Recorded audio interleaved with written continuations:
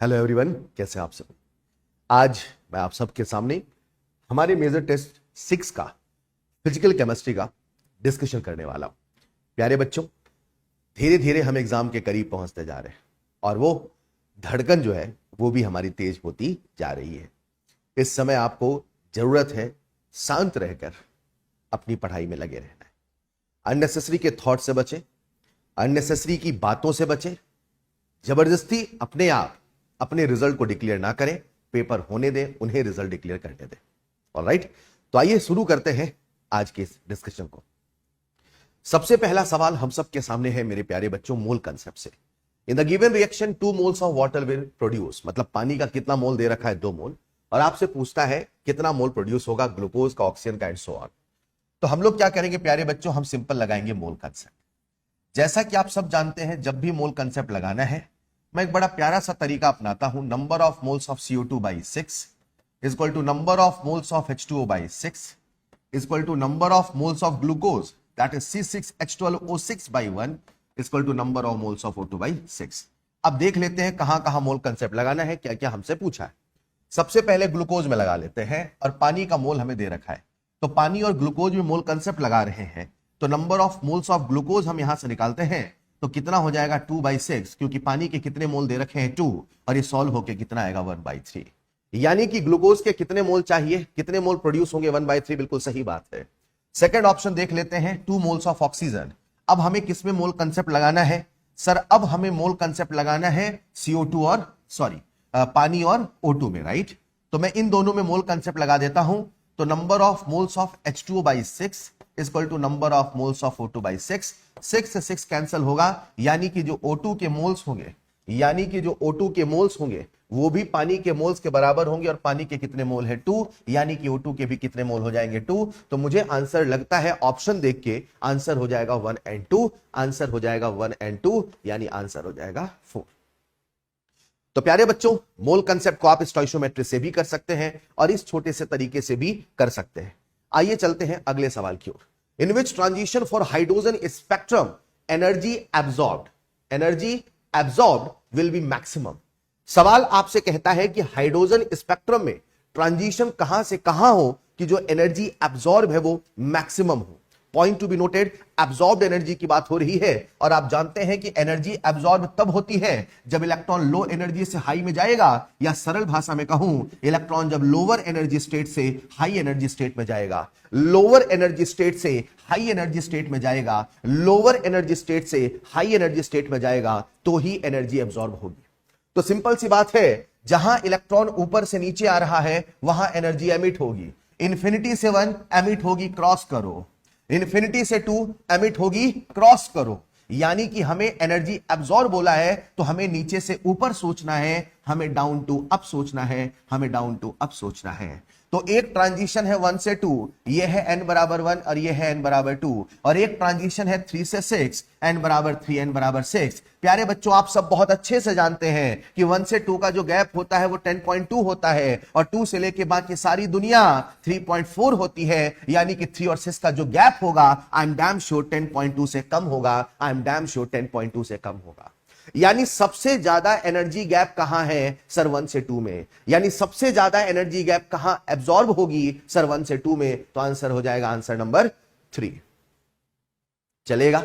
तो अब एक बच्चा कह सकता है कि सर 3 से 6 का आपने एनर्जी तो निकाला ही नहीं, मुझे 3 और 6 के निकालने की आवश्यकता ही नहीं है, क्योंकि मैं जानता हूं 1 और 2 में अकेले 10.2 है, और 2 से लेके अगर इंफिनिटी जोड़ते तो भी 3.4 ही होता।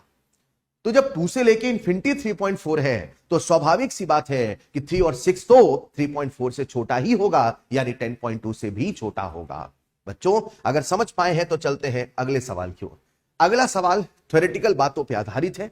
एक एक स्टेटमेंट को तसल्ली से पढ़ना पड़ेगा और तसल्ली से सॉल्व करना पड़ेगा। पहला स्टेटमेंट कहता है, the melting of ice in water decreases with increase in pressure. अगर हम प्रेशर बढ़ाते हैं, तो आओ देखते हैं क्या होता है। H2O सॉलिड से बन रहा है H2O लिक्विड, और हमने प्रेशर बढ़ा दिया। तो कंसेप्ट कहता है कि प्रेशर के बढ़ाने से इक्विलिब्रियम उधर चला जाएगा जिधर जाने से वॉल्यूम घट जाएगा। तो अगर हम प्रेशर बढ़ाएंगे तो लो वॉल्यूम की तरफ जाएगा, अब हमें सोचना यह है वॉल्यूम कम इधर है कि वॉल्यूम कम उधर है। मेरे प्यारे बच्चों, आप सब बहुत अच्छे से जानते हैं कि H2O सॉलिड और H2O लिक्विड में किसका वॉल्यूम ज्यादा होता है और किसका वॉल्यूम कम होता है। H2O सॉलिड का वॉल्यूम ज्यादा होता है, H2O लिक्विड का वॉल्यूम कम होता है। तो सवाल कहता है कि प्रेशर बढ़ाने से क्या होगा, तो प्रेशर बढ़ाने से लो वॉल्यूम की तरफ जाएगा। और जैसा कि आप देख सकते हैं लो वॉल्यूम मेरे प्यारे बच्चों फॉरवर्ड डायरेक्शन में है कि बैकवर्ड, सर फॉरवर्ड में, यानी कि प्रेशर बढ़ाने से इक्विलिब्रियम फॉरवर्ड चला जाएगा। इक्विलिब्रियम फॉरवर्ड जाएगा यानी कि बर्फ पिघलने लग जाएगा, यानी मेल्टिंग ज्यादा होगा। मैं मेल्टिंग की बात कर रहा हूं, मैं मेल्टिंग पॉइंट की बात नहीं कर रहा हूं। सवाल मेल्टिंग पॉइंट नहीं बोला है, सवाल मेल्टिंग बोला है। The melting of ice in water decreases, ना साहब, प्रेशर के बढ़ाने से तो वो फॉरवर्ड चला जाएगा, यानी ज्यादा मेल्टिंग होगा। मेल्टिंग कम नहीं, मेल्टिंग ज्यादा होगा, यानी पहला वाला स्टेटमेंट जो है वो कैसा है, फॉल्स। चलेगा। दूसरा स्टेटमेंट कहता है the equilibrium state can be attend from both side of the chemical reaction. बिल्कुल प्यारे बच्चों, जब आप प्रॉपर्टीज ऑफ इक्विलिब्रियम पढ़ते हैं तो एनसीईआरटी एक पैरा लिखता है और एक ग्राफ के माध्यम से समझाता है। एनसीईआरटी कहता है कि आओ एक एक्सपेरिमेंट करते हैं। एक्सपेरिमेंट करते हैं हाइड्रोजन आयोडीन की, तो सबसे पहले रिएक्टेंट एक बार वो हाइड्रोजन और आयोडीन को लेते हैं और फिर वो जो प्रोडक्ट है उसको रिएक्टेंट मान के रिएक्शन कराते हैं। तो वो ये ऑब्जर्व करते हैं, इस पूरी कहानी में ये लिखा है कि जो इक्विलिब्रियम का समय आता है, चाहे H2 और I2 से कराओ चाहे HI से कराओ, दोनों का सेम आता है। यानी चाहे रिएक्टेंट से रिएक्शन प्रोसीड करिए चाहे प्रोडक्ट से रिएक्शन प्रोसीड करिए, रिएक्शन में जो इक्विलिब्रियम का समय है सेम है। The equilibrium can be attend from both direction, either from the reactant और फ्रॉम द प्रोडक्ट।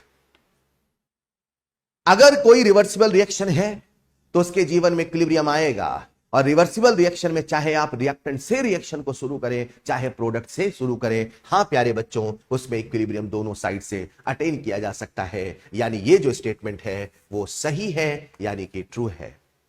चलते हैं स्टेटमेंट नंबर 3 की तरफ। Unit of equilibrium constant is mole पर लीटर की पावर डेल्टा एन जी। बिल्कुल सही बात है। जब आप केसी का एक्सप्रेशन लिखते हैं तो केसी के एक्सप्रेशन में आप ऊपर प्रोडक्ट की concentration raise to power their stoichiometric और नीचे रिएक्टेंट की concentration raise to power their stoichiometric लिखते हैं। और जब आप इसे यूनिट के फॉर्म में लिखते हैं तो इसकी भी यूनिट है मोल पर लीटर और इसकी भी यूनिट है मोल पर लीटर। ये ऊपर जाएगा तो बनेगा A माइनस बी, यानी प्रोडक्ट माइनस रिएक्टेंट। अरे यही तो प्यारे बच्चों कहलाता है डेल्टा एन जी। हाँ ये सच है कि इक्विलिब्रियम कांस्टेंट की जो केसी का यूनिट है उसका एक सिंपल सा फॉर्मूला है मोल पर लीटर की पावर डेल्टा एन जी। बिल्कुल सही बात है, लेकिन अगला जो स्टेटमेंट है वो इससे भी ज्यादा कंफ्यूजिंग है। और आओ देखते हैं वो स्टेटमेंट क्या कहता है। स्टेटमेंट कहता है equilibrium constant can also be expressed as dimensionless quantities. एक तरफ तो जस्ट ऊपर वो कह रहा है कि इक्विलिब्रियम कांस्टेंट का यूनिट होगा और वो नीचे कह रहा है कि इक्विलिब्रियम कांस्टेंट डायमेंशनलेस भी हो सकता है। इसे सही माने, किसे सही माने। बच्चे इसमें मैक्सिमम निगेटिव करते हैं, बच्चे इसमें मैक्सिमम गलती करते हैं। हां अभी ऑप्शन ऐसा नहीं था कि आपको फंसाया जाए, लेकिन आपको फंसाया जा सकता था। तो सवाल कहता है equilibrium constant can also be expressed as dimensionless quantities if the standard state of reactant and products are specified. इसको समझने के लिए मैं आपको एनसीईआरटी के एक पैरा की तरफ ले सकता हूं। एनसीईआरटी में एक छोटा सा पैराग्राफ दे रखा है और बड़ा प्यारा सा कहानी, बड़ा प्यारा सा किस्सा लिखा है। किस्सा क्या है प्यारे बच्चों, देखिएगा। For the reaction this and this KC and KP have no unit. क्यों साहब? क्योंकि जस्ट अभी आपसे कहा गया कि जो केसी होगा उसका यूनिट होगा मोल पर लीटर की पावर डेल्टा एन जी, और ऐसी रिएक्शन का डेल्टा एन जी 0 है, यानी केसी का कोई यूनिट नहीं होगा। और अगले पल ही वो लिखता है equilibrium constant can also be expressed as dimensionless quantities if the standard state of reactant and products are specified. अगर आप किसी रिएक्शन में सभी रिएक्टेंट और सभी प्रोडक्ट का स्टैंडर्ड स्टेट स्पेसिफाई कर देते हैं तो अब इक्विलिब्रियम कांस्टेंट डायमेंशनलेस भी हो सकता है। तो मन में एक लॉजिकल सा सवाल आता है कि sir what do mean by standard state. तो एनसीईआरटी आगे लिखता है for a pure gas the standard state is 1 bar, therefore a pressure of 4 bar in a standard state can be expressed as 4 bar upon 1 bar। मतलब उसका जो pressure है उसके हमने स्टैंडर्ड प्रेशर से डिवाइड किया, और ये जो आपके सामने आया है, ये जो आपके सामने आया है, इसके फॉर्म में जब इक्विलिब्रियम कांस्टेंट लिखेंगे तो अब हमारा जो केसी और केपी होगा वो डायमेंशनलेस होगा। हाँ, ये बात अलग है कि जब हम आपको इस पूरे इक्विलिब्रियम चैप्टर को पढ़ाते हैं तो केपी और केसी की हमेशा यूनिट लेके चलते हैं, but at the same time याद रखिएगा अगर सभी रिएक्टेंट सभी प्रोडक्ट का स्टैंडर्ड स्टेट लिया जाए तो फिर आपको वहां पे केपी और केसी को डायमेंशनलेस भी मानना पड़ सकता है। तो मेरे प्यारे बच्चों, आइए लौटते हैं सवाल में। सवाल हमसे कहता है कि क्या केपी और केसी डायमेंशनलेस हो सकता है? अगर सबके सब अपने स्टैंडर्ड स्टेट में हो तो आंसर है ट्रू, यानी फॉल्स ट्रू ट्रू ट्रू, यानी आंसर हो जाएगा ऑप्शन नंबर 3। अगर आप इस सवाल को समझ पाए हैं तो आइए चलते हैं अगले सवाल की तरफ। अगला सवाल है आप सबके सामने, what will be the solubility product. Solubility product यानी कि केएसपी पूछा है, और केएसपी लिखने का एक बड़ा प्यारा सा तरीका आप सबको सिखाया जाता है। अगर एक सॉल्ट हमारे सामने है AXBY तो केएसपी का तरीका है x की पावर x इंटू y की पावर y इंटू s की पावर x प्लस y। तो आज हमारा जो सॉल्ट है उसका क्या नाम है? X2Y3। तो मैं इसको कैसे लिख सकता हूं? 2 की पावर 2 इंटू 3 की पावर 3 इंटू s की पावर 3 प्लस 2। इसे सिंप्लीफाई करिए, आंसर आएगा 108 इंटू s की पावर 5। आसान सा सवाल, सबसे बन गया होगा, मुझे पूरा यकीन है। आइए चलते हैं अगले सवाल की ओर। अगला सवाल आपके सामने एक रिएक्शन दे रखी है, ClO माइनस से बना है ClO3 minus plus Cl minus is an example of disproportionation reaction. तो आपको सभी स्पीशीज का ऑक्सीडेशन नंबर निकाल लेना चाहिए। तो ClO माइनस में सबसे पहले Cl का निकालते हैं, तो x माइनस 2 बराबर -1 चलेगा। इसको करेंगे सॉल्व तो कितना आ जाएगा मेरे प्यारे बच्चों? +1। यानी यहां पे Cl पे कितना चार्ज है? +1। और जब हम यहां लिखते हैं ClO3 माइनस तो x माइनस 6 बराबर -1, यहां से x आ जाएगा मेरे पास +5। और फिर जब हम Cl माइनस लिखते हैं तो उस पर कितना चार्ज है? -1। अगर आप ध्यान से देखिए मेरे प्यारे बच्चों तो +1 से +5 इसे आप क्या बोलेंगे? सर इसे हम बोलेंगे ऑक्सीडेशन। और +1 से -1 इसे आप क्या बोलेंगे? सर इसे हम बोलेंगे रिडक्शन। तो एक ही स्पीशीज का ऑक्सीडेशन भी हो रहा है, एक ही स्पीशीज का रिडक्शन भी हो रहा है। अरे यही तो डेफिनेशन थी डिसप्रपोर्शनेशन की। यानी क्या ये रिएक्शन डिसप्रपोर्शनेशन है? तो आंसर है यस, ये डिसप्रपोर्शनेशन है। यस, ये डिसप्रपोर्शनेशन है। और अगर ये डिसप्रपोर्शनेशन है तो फिर मेरे प्यारे बच्चों आपको एन फैक्टर का रूल आना चाहिए। एन फैक्टर का रूल होता है N1 into N2 upon N1 plus N2। ये फॉर्मूला हम सबको याद होना चाहिए। तो आइए N1 N2 निकालते हैं और वैल्यू को पुट करके सॉल्व करते हैं। तो सबसे पहले इसे मैं N1 कह देता हूं। चेक करते हैं N1 कितना है। एक क्लोरीन पे कितने का चेंज है? 1 से गया 5, कितने का डिफरेंस है? 4 का। तो N1 कितना होगा प्यारे बच्चों? 4। यहां पे क्लोरीन पे कितना चार्ज है? +1। और यहां पे कितना है? -1। तो कितने का चेंज है? कितने का डिफरेंस है? सर 2 का। तो N2 कितना होगा? 2। यानी जब आप एन फैक्टर निकालेंगे तो 4 इंटू 2 अपॉन 4 प्लस 2 यानी 8/6, यानी कितना आ जाएगा? 4/3। तो एन फैक्टर इज 4/3। सही बात है। स्टेटमेंट 1 भी सही है, स्टेटमेंट 2 भी सही है। So answer will be first. अगर आप इसे समझ पाए हैं तो चलते हैं अगले सवाल की ओर। अगले सवाल में मुझे ऐसा लगता है कुछ बच्चों से गड़बड़ हुई होगी, कुछ बच्चों को एन फैक्टर निकालने में समस्या आई होगी। प्यारे बच्चों, उन्होंने हमसे क्या पूछा है? Equivalent weight. और हम सबको याद है इक्विवेलेंट वेट का एक फॉर्मूला होता है molecular weight upon n factor, right? अब एन फैक्टर का खेल है। एन फैक्टर हमसे पूछा किसका है? सर V2O5 का। और एक बड़ा सिंपल सा रूल है, जिसका पूछा उसको देखो, उसका एक मोल देखो। तो प्यारे बच्चों, क्या हम एन फैक्टर V2O5 का निकाल रहे हैं? Yes sir. V मतलब वेनेडियम, इसको बोलते हैं वेनेडियम पेंटॉक्साइड। तो आपको सबसे पहले वेनेडियम पे चार्ज निकाल लेना चाहिए। यहां पे चार्ज होगा 2x माइनस 10 बराबर 0, यानी x बराबर कितना चार्ज होगा? +5। यानी V2O5 के वेनेडियम पे कितना चार्ज है? +5। अब देखना है ये वेनेडियम आया कहां से है? सर ये वेनेडियम आया है VO से। इस पे चार्ज है -2, इस पे चार्ज है +2, +2 से +5। कितने का चेंज? 3 का। एक वेनेडियम पर कितने का चेंज? एक वेनेडियम पर कितने का चेंज? 3 का चेंज। सर +2 से +5 3 का चेंज। एक वेनेडियम पर कितने का चेंज? सर 3 का चेंज। हमसे कितने वेनेडियम देखने पड़ेंगे? 2, क्योंकि V2O5 में 2 वेनेडियम है, तो वो 2 वेनेडियम में 6 का चेंज। यानी प्यारे बच्चों यही है टोटल चेंज, यानी प्यारे बच्चों यही है एन फैक्टर, यानी इक्विवेलेंट वेट हो जाएगा मॉलिक्यूलर वेट अपॉन 6। बोलो क्या ये क्लियर है? अगर समझ पाए हैं तो चलते हैं अगले सवाल की ओर। अगला सवाल आप सबके सामने है, which of the following graph is correct for a first order reaction? एक फर्स्ट ऑर्डर रिएक्शन के लिए इनमें से कौन सा ग्राफ सही है?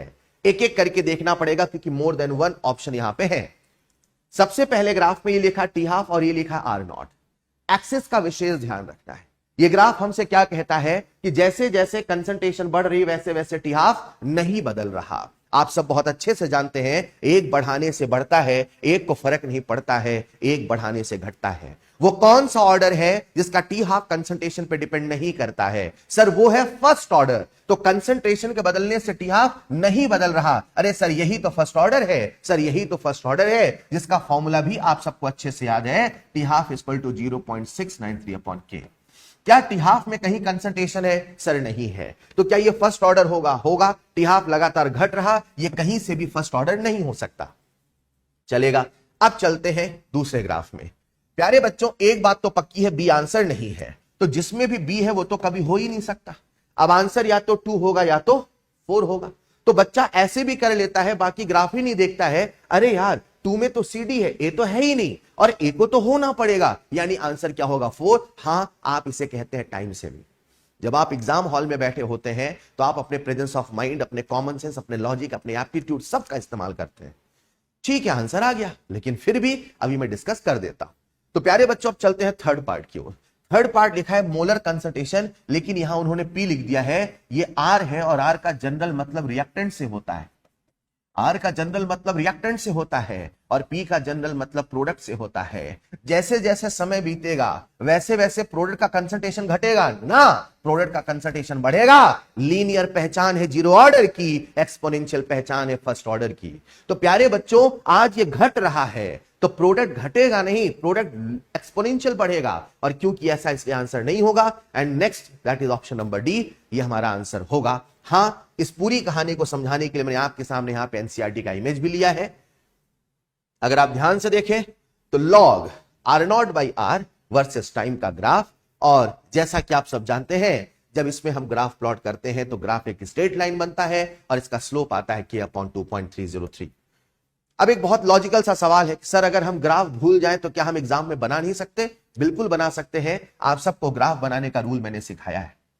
ग्राफ बनाने का एक सिंपल सा रूल होता है, सबसे पहले एक्सिस को देखना होता है, सबसे पहले एक्सिस को देखना होता है और फिर फॉर्मूला याद करना होता है, उसे स्टैंडर्ड इक्वेशन से कंपेयर करना होता है।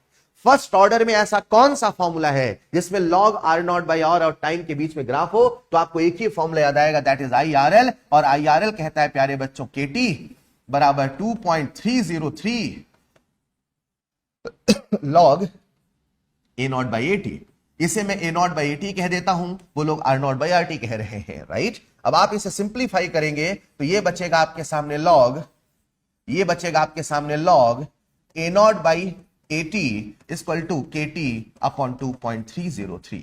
ध्यान से देखिए, ये हमारी वाई एक्सिस है, यस सर, ये हमारी एक्स एक्सिस है, यस सर, ये हमारा स्लोप है, यस सर। यानी ग्राफ कैसा बनेगा सर? सर ग्राफ बनेगा y बराबर mx प्लस सी, यानी ग्राफ बनेगा ओरिजिन से, यस सर, और इसका जो स्लोप होगा प्यारे बच्चों आप सबके सामने है, दैट इज k अपॉन 2.303। चलेगा? तो ये सारे ग्राफ हमें याद होने चाहिए। ग्राफ के सवाल कई बार एग्जाम में आते हैं, आप जरूर सभी ऑर्डर के ग्राफ देख के जाएं, खास करके 2 ही ऑर्डर है, एक जीरो ऑर्डर है और एक फर्स्ट ऑर्डर है। अगर आप समझ पाए हैं तो चलते हैं। अच्छा, जब मैं इस स्लाइड को यहां पे ऐड कर रहा था तो मैं आप सबसे एक पॉइंट डिस्कस करना चाहता था कि एनसीईआरटी ने पहले एक ग्राफ दिया है और नीचे 2 एग्जांपल लिखे हैं। ये एग्जांपल आपको याद हो, decomposition of N2O5 and N2O। Decomposition of N2O5 and N2O are some examples of first order reaction. First order के बहुत सारे एग्जांपल हैं, उनमें से 2 एग्जांपल यहां भी लिखे हैं, N2O5 एंड N2O। ये एग्जांपल भी आपको याद होने चाहिए। अगला सवाल है हेनरीज लॉ से। सवाल कहता है the values of Henry's constant KH। तो सबसे पहले आपको तो मैं कंसेप्ट याद दिला देता हूं, ठीक। कंसेप्ट ऐसा है मेरे प्यारे बच्चों, इमेजिन करते हैं मेरे सामने 2 बॉटल है और इन दोनों बॉटल्स में आपने पानी भर दिया है। अब ये मत कहना कि बॉटल का कलर अलग है तो मसाला अलग है, नहीं भाई, गलती से कलर अलग हो गया, ठीक। 2 बॉटल है, दोनों में पानी भरा है, ठीक है। इसमें भी हमने गैस भरा और गैस ए भरा, इसमें भी हमने गैस भरा और गैस बी भरा। दोनों गैसेस डिफरेंट है, यस सर, लेकिन यहां पे प्रेशर हमने गैस का पी रखा और यहां पे भी गैस का प्रेशर हमने पी रखा। अब जब दोनों गैसेस को भरते हैं तो हेनरी लॉ इसके लिए होगा P बराबर KH इंटू एक्स और इसके लिए भी होगा P बराबर KH इंटू एक्स। अगर दोनों का प्रेशर सेम है, अगर दोनों का प्रेशर सेम है तो किसी का एक्स ज्यादा है तो किसी का एक्स कम है। अब इसका कारण क्या दोगे? सर कारण केवल एक है, दैट इज हेनरीज कांस्टेंट। इसीलिए एनसीईआरटी लिखता है कि जो हेनरीज कांस्टेंट होता है, जरा सुनिएगा, different gases have different KH values at the same temperature, this suggest that KH is a function of the nature of gas. अगर आपने इक्वल प्रेशर पे दो गैसेस को भरा है तो एक गैस ज्यादा घुलेगी और एक गैस कम घुलेगी, यानी कि जब प्रेशर सेम है तो फिर गैसेस कोई ज्यादा कोई कम कुल क्यों घुल रही है? क्योंकि गैसेस की घुलने की क्षमता अलग है। यानी कि ये जो हेनरीज कांस्टेंट है ये अपने आप में नेचर ऑफ गैस पर डिपेंड करता है। और एनसीईआरटी नीचे लिखता है higher the value of KH at a given pressure lower is the solubility. अगर केएच होगा ज्यादा तो सॉल्युबिलिटी होगा कम, केएच होगा ज्यादा तो सॉल्युबिलिटी होगा कम। यानी प्यारे बच्चों आप इसे ऐसे भी सोच सकते हैं, मैं कहता हूं P बराबर KH इंटू एक्स, और ये जो हमारा प्रेशर है वो कैसा है? कांस्टेंट। तो अगर ये ज्यादा होगा तो ये कम होगा, अगर ये कम होगा तो ये ज्यादा होगा। एक्स ज्यादा यानी गैस घुली है ज्यादा, और अगर गैस ज्यादा घुली है यानी एक्स ज्यादा है, उसका KH कम होगा। तो सवाल कहता है the value of Henry's constant KH is greater, मतलब KH ज्यादा है तो सॉल्युबिलिटी कम है। ग्रेटर विद हायर सॉल्युबिलिटी गलत बात, ग्रेटर विद लोअर सॉल्युबिलिटी सही बात, कांस्टेंट फॉर ऑल गैसेस गलत बात, नॉट रिलेटेड टू सॉल्युबिलिटी गलत बात, एंड आंसर इज 2। क्या ये सबको क्लियर है? आप जरूर इसको देख लीजिएगा। नीचे एक लाइन और लिखा है कि जब हम टेम्परेचर बढ़ाते हैं, है ना, जब हम टेम्परेचर बढ़ाते हैं तो भी सॉल्युबिलिटीज, तो भी KH बढ़ जाता है। तो बेसिकली जो हेनरीज कांस्टेंट होता है, मैं आपको बता दूं, उसके दो फैक्टर हैं। एक है मेरे प्यारे बच्चों नेचर ऑफ गैस और दूसरा है टेम्परेचर। तो दोनों ही केसेस आपको याद रखने हैं। अगर मैं नेचर ऑफ गैस की बात करता हूं तो जो गैसेस ज्यादा सॉल्युबल है, मोर सॉल्युबल गैसेस, है ना, जो गैसेस ज्यादा सॉल्युबल हैं, जिनका एक्स ज्यादा है, उनका KH कम होगा, और जो गैसेस लेस सॉल्युबल हैं, यानी कि जिनका एक्स कम है, उनका एक्स कम है, उनका KH ज्यादा होगा। इन द सेम वे जब हम टेम्परेचर को बढ़ाते हैं तो टेम्परेचर को बढ़ाने से गैसेस की सॉल्युबिलिटी घट जाती है, और जब गैसेस की सॉल्युबिलिटी घट जाती है यानी एक्स घट जाता है, तो ऐसा सोचा जा सकता है कि KH बढ़ जाता है। प्यारे बच्चों एनसीईआरटी इसके साथ ही एक टेबल देता है जिसमें उसने सभी गैसेस के KH की वैल्यू लिखी है। मैं आप सबसे रिक्वेस्ट करूंगा ये दोनों टेबल आपको याद रखना है। हीलियम का उन्होंने हमें जो KH दे रखा है वो 144.97, ये सबसे ज्यादा है। और अगर किसी गैस का KH बहुत ज्यादा है यानी एक्स कम है, यानी सॉल्युबिलिटी कम है, यानी हीलियम की सॉल्युबिलिटी बहुत कम है। और वहीं पे एक दूसरी गैस है जिसका नाम है फॉर्मल्डिहाइड, उसका KH दे रखा है 1.83 × 10⁻⁵ के ऑर्डर का। तो किसी भी टेबल में मैक्सिमम कौन है, मिनिमम कौन है, इसका ऑब्जर्वेशन जरूर करें। हीलियम का KH बहुत ज्यादा है यानी कि उसकी सॉल्युबिलिटी बहुत कम है। आइए चलते हैं अगले सवाल की ओर। अगला सवाल आप सबके सामने है, freezing point of 0.04 molar solution of a weak monoprotic acid is this, what is the degree of dissociation, यानी अल्फा हमसे पूछा है। बच्चा सवाल देख के ये तो समझ गया है ये डिप्रेशन इन फ्रीजिंग पॉइंट का सवाल है, और जैसे ही डिप्रेशन इन फ्रीजिंग पॉइंट आएगा मेरे मन में एक सवाल, डेल्टा TF बराबर I into KF into M। Freezing point कितना है? -0.1, यानी फ्रीजिंग पॉइंट में डिप्रेशन कितना है, यानी डेल्टा TF कितना है? सर 0.1, यानी यहां पे मैं क्या लिख दूं? 0.1।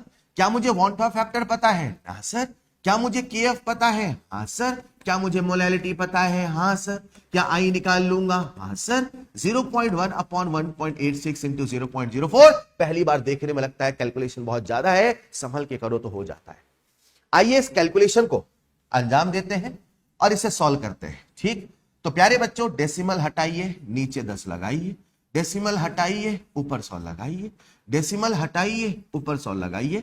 जरा सॉल्व करके मुझे आंसर बताइए प्यारे बच्चों, जरा सॉल्व करके आंसर बताइए। तो अगर आप इसे सॉल्व करते हैं, राइट, तो अपने सामने आ चुका है डेल्टा TF बराबर I into KF into M, 1.86 0.04 है ना। आप इसे सॉल्व करेंगे तो वॉन टॉप फैक्टर कर लोगे क्या? सिंपल सी कैलकुलेशन है, जब आप इसे सॉल्व करेंगे 4 है तो 2.5 के आसपास आता है, ये जहां तक मुझे याद है 1.3 के आसपास आता है। अब वांट ऑफ फैक्टर 1.3 आया है, अगर वांट ऑफ फैक्टर 1.3 आया है तो क्या आप अल्फा निकाल सकते हैं?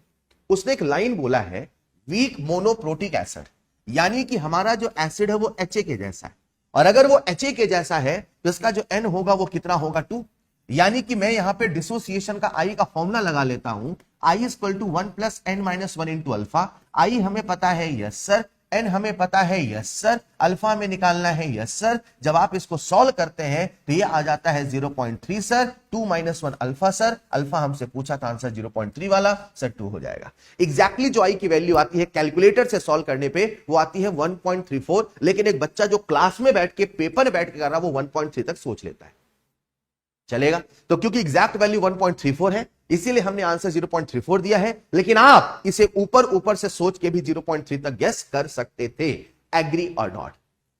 अगर आप समझ पाए हैं तो चलते हैं अगले सवाल की ओर। अगला सवाल कमेंट बॉक्स में बताना कितने बच्चों से हवा में बन गया था।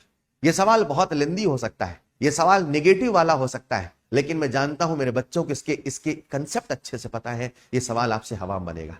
मैं भी हवा में कर दूं क्या कि पूरा मेथड से सॉल्व करूं? चलो मैं जल्दी से करता हूं, ठीक? तो प्यारे बच्चों, आपको याद है ये कंसंट्रेशन सेल है, यस सर। और अगर ये कंसंट्रेशन सेल है तो सर ने कहा था ये तभी काम करेगा, इसका ई सेल पॉजिटिव तभी होगा जब कैथोड का कंसंट्रेशन ज्यादा होना चाहिए। तो C for concentration, C for cathode, याद है? तो कैथोड लेफ्ट हैंड साइड वाला एनोड, राइट हैंड साइड वाला कैथोड। तो कैथोड का कंसंट्रेशन एनोड से ज्यादा होना चाहिए, यानी C1 C2 से बड़ा होना चाहिए, राइट? सर एक बात बताओ, आप ये कैसे कह पा रहे हो कि सेल पॉजिटिव चाहिए? मेरे बच्चे, क्या उसने डेल्टा जी नेगेटिव बोला है? और आपको ये पता है अगर मुझे डेल्टा जी नेगेटिव चाहिए तो डेल्टा जी का फॉर्मूला होता है -NFe, यानी ई सेल पॉजिटिव चाहिए। सवाल इनडायरेक्टली हमसे पॉजिटिव सेल पूछा है, राइट? और पॉजिटिव सेल तब होगा जब C1 C2 से बड़ा होगा। टिक करिए, घर चले आइए। लेकिन एक बच्चा कहता है नहीं सर, मुझे तो पूरा डिटेल मेथड जानना है। तो मेरे प्यारे बच्चे, अगर आपको पूरा डिटेल मेथड जानना है तो फिर एक ही चीज आपको बचाएगी, रिएक्शन लिखो, क्यू लिखो, नष्ट में पुट करो। रिएक्शन लिखो, क्यू लिखो, नष्ट में पुट करो। प्रॉपर तरीके से रिएक्शन लिखिए, एनोडिक हाफ, कैथोडिक हाफ, फिर क्यू लिखो, फिर नष्ट में पुट करो, और फिर देखो ये कब जाके पॉजिटिव होता है। तो आंसर आएगा C1 must be greater than C2। अगला सवाल आप सबके सामने थर्मोडायनेमिक्स से। The heat of neutralization of strong base and strong acid is -57.0 kilo joule. बच्चों को अक्सर याद होता है कि जब भी स्ट्रॉन्ग एसिड स्ट्रॉन्ग बेस का न्यूट्रलाइजेशन होगा तो जो डेल्टा एच न्यूट्रलाइजेशन होगा वो -13.7 एंड -57.2 या -57.3 के आसपास। लेकिन यहां पर कुछ हाइपोथेटिकल सवाल भी फ्रेम होते हैं, और जब सवाल हाइपोथेटिकल वैल्यूज पे फ्रेम होते हैं तो वो जो वैल्यूज दे आपको वही लेके कैलकुलेशन करना है, वरना सवाल आपका गड़बड़ हो सकता है। फॉर एन एग्जाम्पल, आज मैंने 57 बोला है, अब आपको 57 से ही कैलकुलेशन करना है। मैं कल को यहां पे 10 बोल देता तो फिर आपको 10 से ही कैलकुलेशन करना है। जो फैक्ट आपको याद कराए जाते हैं उससे कैलकुलेशन नहीं करना है। एक स्ट्रॉन्ग एसिड स्ट्रॉन्ग बेस का डेल्टा एच न्यूट्रलाइजेशन कितना होता है? -57, ऐसा वो कह रहा है। The heat released when 0.5 mole of HNO3 solution is added to 0.2 mole of NaOH solution। तो एक तरफ हमारे सामने है एक पक्का खिलाड़ी नाइट्रिक एसिड और एक दूसरा खिलाड़ी है NaOH। सबसे पहले हम इसका क्या निकालेंगे? Gram equivalent, mole into N factor, gram equivalent, mole into N factor. इसके कितने मोल दे रखे हैं मेरे बच्चे? 0.5। एन फैक्टर कितना? 1। इसके भी मोल है क्या? Yes sir. एन फैक्टर कितना? 1, यानी इसके कितने आ गए? 0.2। यानी कि ये जो होगा हमारा कौन होगा? LR, यानी लिमिटिंग रिएजेंट। क्या हर बच्चा आप डेल्टा एच न्यूट्रलाइजेशन निकाल लेगा? तो delta h neutralization equal to gram equivalent of LR into 57 चलेगा। उन्होंने हमसे पूछा है एनर्जी रिलीज्ड, तो क्योंकि उन्होंने हमसे एनर्जी रिलीज पूछा है इसलिए हमारा जो आंसर होगा वो प्लस होगा। यह सवाल तब मजेदार हो जाता, तब धुआंधार हो जाता जब इसमें एक ऑप्शन प्लस का भी होता, एक ऑप्शन माइनस का भी होता। उन्होंने हमसे पूछा है अमाउंट ऑफ एनर्जी रिलीज, कितनी एनर्जी रिलीज होगी, हमें आंसर प्लस में ही टिक करना पड़ेगा। अभी सारे ऑप्शन प्लस में है तो आपको सोचना नहीं पड़ा, लेकिन अगर एक प्लस एक माइनस में होता तो जरूर कुछ बच्चों का नेगेटिव होता। इन बातों का ध्यान रखना है।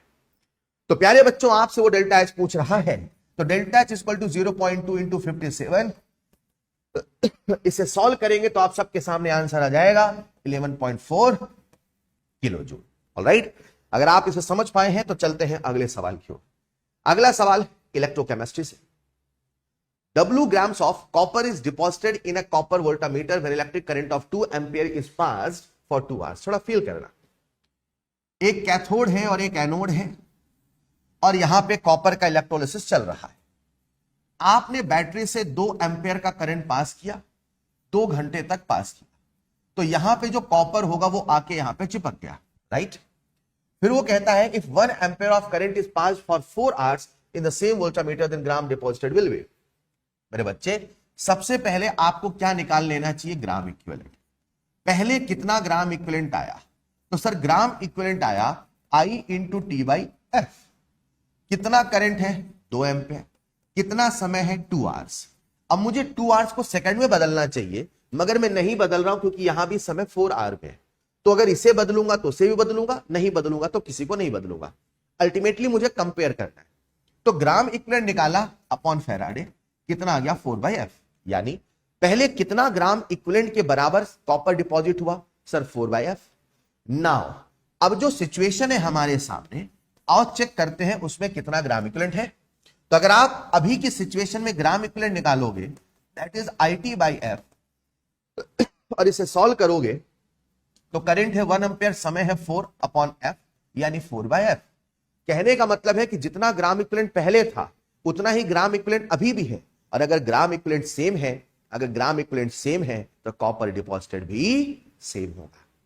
यानी इस सवाल में कहने को तो बहुत बड़ी बड़ी बातें हैं, मगर सिंपल सा कंसेप्ट है कि सर जितना ग्राम इक्विवेलेंट पहले था उतना ही ग्राम इक्विवेलेंट अभी भी है, तो कॉपर जितना डिपॉजिट पहले था उतना ही डिपॉजिट अभी भी है। So the answer will be nothing but W grams।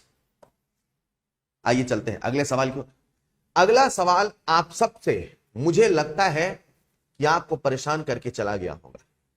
अगला सवाल है प्रैक्टिकल फिजिकल केमिस्ट्री से, और ये जो सवाल मैंने आपके लिए बनाया है, इसको बनाने के पीछे के 2 कारण थे। एक तो ये सवाल as it is JEE mains में भी आया है, और ये सवाल आपकी जो केमिस्ट्री की लेबोरेटरी मैनुअल है उसमें भी दे रखा है। तो 2 जगह पर है और इसीलिए सवाल आपके सामने है। सवाल क्या कहता है मेरे प्यारे बच्चे? ड्यूरिंग पर magnet titration performed in presence of hydrochloric acid, right. सवाल कहता है कि जब हम परमैग्नेट टाइट्रेशन परफॉर्म करते हैं तो are not performed in presence of hydrochloric acid. तो पहले आपको मैं कंसेप्ट बता देता हूं। इसका कंसेप्ट ऐसा होता है मेरे प्यारे बच्चे कि हम लोग क्या करते हैं, यहां पे लेते हैं केमोनोफोर और नीचे कोनिकल फ्लास्क होता है, और ये जो कोनिकल फ्लास्क होता है, ये आपके सामने जो सेटअप बना रहा हूं, ये यहां पे हमने भरा है केमोनोफोर और यहां पे हमने भरा है ऑक्जेलिक एसिड, राइट। तो ये जो एक्सपेरिमेंट है जो आपके सिलेबस में लिखा है, इस एक्सपेरिमेंट का नाम है केमोनोफोर वर्सेस ऑक्जेलिक एसिड। तो कंसेप्ट ये होता है कि जब हम ऑक्जेलिक एसिड लेते हैं, ऑक्जेलिक एसिड में हम लोग H2SO4 मिलाते हैं, ठीक है। हम लोग यहां पे HNO3 नहीं मिलाते। भाई एसिडिक मीडियम करना था तो एसिडिक मीडियम में HNO3 भी मिला सकते थे, लेकिन नहीं मिलाते।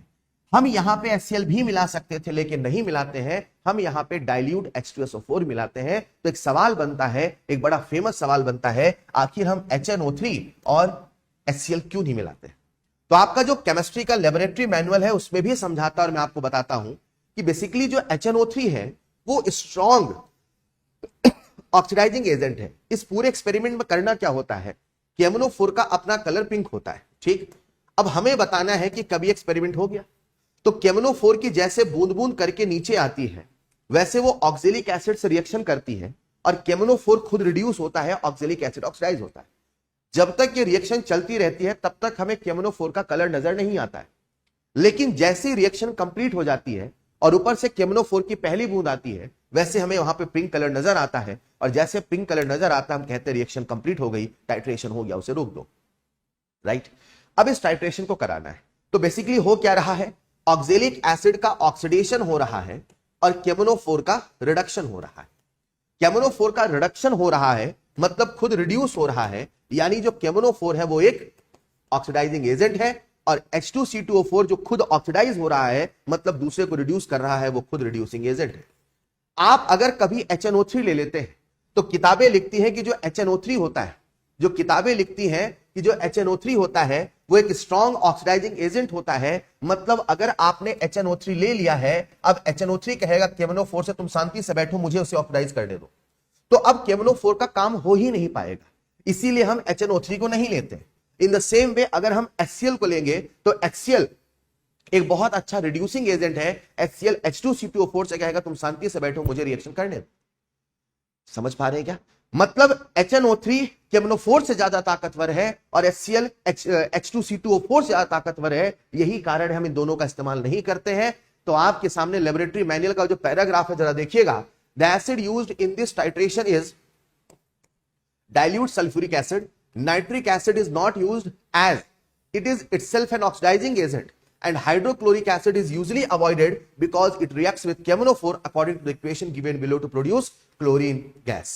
तो क्लोरीन गैस बनती है, मतलब HCl का यहां पर क्या हो गया, ऑक्सीडेशन, H2C2O4 का रोल नहीं आता है। यही कारण इसको हम इस्तेमाल नहीं करते, हम इस्तेमाल करते हैं H2SO4 का।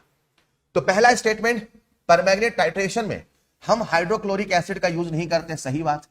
क्यों यूज नहीं करते सर? क्योंकि जो क्लोरीन है वो हाइड्रोक्लोरिक एसिड से बन जाता है, इसलिए हम इस्तेमाल नहीं करते। तो आपसे पूछा है आंसर क्या होना चाहिए, तो असर्शन भी करेक्ट है, रीजन भी करेक्ट है, और शायद रीजन का करेक्ट, असर्शन का करेक्ट एक्सप्लेनेशन भी है। तो मुझे लगता है जो आंसर होना चाहिए वो क्या होना चाहिए, ऑप्शन नंबर 1 चलेगा।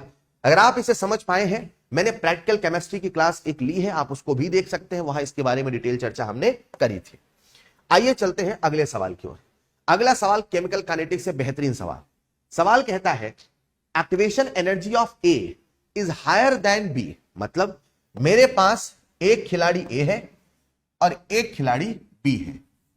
ए की जो एक्टिवेशन एनर्जी है वो बी से ज्यादा है, तो बी की एक्टिवेशन एनर्जी को मैं एक्स मान लेता हूं, तो ए की एक्टिवेशन एनर्जी हो जाएगी एक्स प्लस 5.75। भूल मत जाना ये किलो जूल में है, इसका ध्यान रखना है, राइट। अब उन्होंने हमसे केबी अपॉन के पूछा है, तो जैसे हमने केबी अपॉन के देखा, हम सबको अर्हेनियस इक्वेशन याद आती है, और अर्हेनियस इक्वेशन कहती है K is equal to A into E की power minus E A upon R T. A into E की power minus E upon R T. A से ए कैंसिल होगा, यस सर। ये क्या, किसकी एक्टिवेशन एनर्जी है, बी की, और ये किसकी है, ए की, तो ये ऊपर जाएगा। जब ये ऊपर जाएगा तो क्या बनेगा, ई की power minus E A B upon R T, right, into E की power plus activation energy of A upon R T, right. हम यहां पे सारी वैल्यू को पुट करते हैं। बी की एक्टिवेशन एनर्जी कितनी है, एक्स, तो माइनस एक्स। ए की कितनी है, प्लस एक्स प्लस 5.75, और नीचे लिख दूंगा R T. X x cancel होगा। सबसे ज्यादा बच्चे जो गलती करते हैं वो यहां करते हैं, वो इसे लिखते हैं ई की पावर 5.75 अपॉन आर टी, और क्योंकि टेम्परेचर 300 दे रखा है तो बच्चों को याद होता है आर टी होता है 25, वो आर टी 2500 लिखते हैं और वो इतने में ट्रैप हो जाते हैं। आपको समझना पड़ेगा ये किलो जूल में है, तो आपको आर को भी किलो में लिखना पड़ेगा, और किलो में लिखने के लिए आपको इसे 1000 से डिवाइड करना पड़ेगा। तो बेसिकली आप 2500 नहीं लिखेंगे, आपको लिखना पड़ेगा 2500 अपॉन 1000, यानी बेसिकली कितना हो जाएगा, 2.5। तो जब आप इसको सॉल्व करेंगे मेरे प्यारे बच्चों, तो यह आ जाएगा ई की पावर 5.75 अपॉन 2.5, यानी कितना आ जाएगा, ये बता सकते हो? तो 25 अगर करोगे तो मेरे हिसाब से ही आता है ई की पावर 2.3। लेकिन अभी खेल खत्म नहीं हुआ, ऐसा कोई भी ऑप्शन नहीं है, मतलब आपको इसे मॉडिफाई करना है। अब आपको यह समझना पड़ेगा कि मुझे ऑप्शंस को मॉडिफाई करना आना चाहिए। मेरे प्यारे बच्चे, मुझे एक सवाल का जवाब देना, मुझे एक सवाल का जवाब देना, क्या मैं इस ई को हटा सकता हूं? बिल्कुल। और ई को हटाने के लिए हमें log to the base E लेना पड़ेगा। तो मैंने ln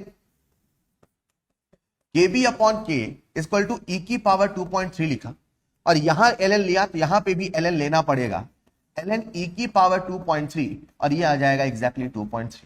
अब इस ln को हम log से रिप्लेस करते हैं, तो ये हो जाएगा 2.303 log, and this comes out kb upon k is equal to 2.3। ये 2.303 नीचे जाएगा और सॉल्व होके मेरे प्यारे बच्चों कुछ ऐसा हो जाएगा, 2.303 नीचे जाएगा और सॉल्व होके लगभग लगभग कितना आ जाएगा 1।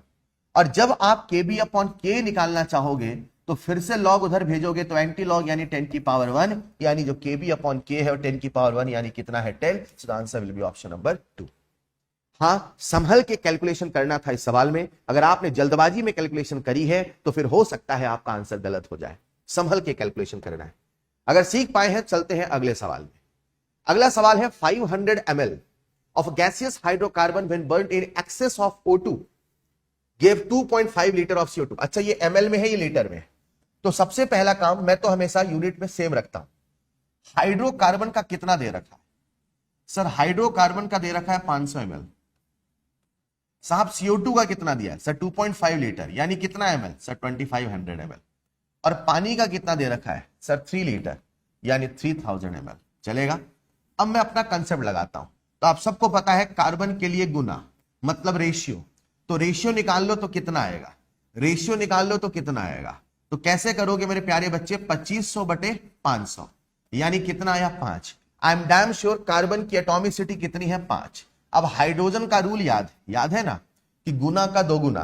तो जब मैं हाइड्रोजन के लिए गुना का दोगुना करता हूं, तो हाइड्रोजन हो जाएगा 2 इंटू 3000 अपॉन 500। तो 500 6 यानी 6 2 12। तो हाइड्रोजन कितना आ गया? 12। आप जरा देखो ऐसा कौन सा ऑप्शन है सर? आंसर है ऑप्शन नंबर 4। आसान है। हाँ, इसको हम रिएक्शन लिख के स्टोइशियोमेट्री से भी कर सकते थे, लेकिन ये भी एक तरीका है, इससे भी हम सवाल कर सकते हैं। आई होप ये सवाल भी आपको क्लियर है। तो प्यारे बच्चों, ये था सारा का सारा फिजिकल केमिस्ट्री का डिस्कशन।